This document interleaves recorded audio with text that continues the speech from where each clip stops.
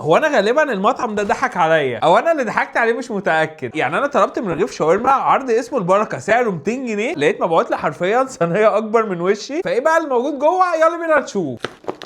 يلا بينا بقى لحظة الحقيقة. ايه كل ده يا جدعان؟ يعني انا شايف هنا ربع فرخة وصدر مع قطعتين ماريا فراخ وقطعة ستريب مع 1 2 3 قطع شاورما فراخ، بس غالبا في واحدة بتاكل منها، مع بطاطس كتير، وكل ده سعره 200 جنيه. انا مش فاهم ازاي، بس هو للاسف الشديد مفيش تومية مفيش اي حاجة، هي الكفرات دي بس. بالنسبة لماريا الفراخ فهي مليانة تومية حراقة. كمية شاورما الفراخ اللي في القلب كويسة، هي مش كتير قوي.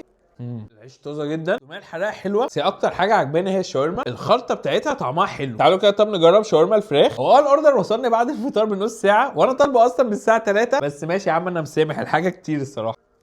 العيش كراستي قوي من بره، بيفكرني بالشاورما اللي كانت مخرمشه اللي كانوا عاملينها من قريب.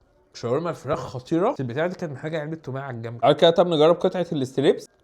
تتبيلتها مش سوري خالص، اللي هو انا حاسس ان انا باكل ستريبس من مطعم فرايد تشيكن عادي. حلو قوي، دي فاجئتني. واخر حاجه بقى في الميني صينيه دي، وهو الربع فرخه، نشوفها نضيفه من قلب ولا لا.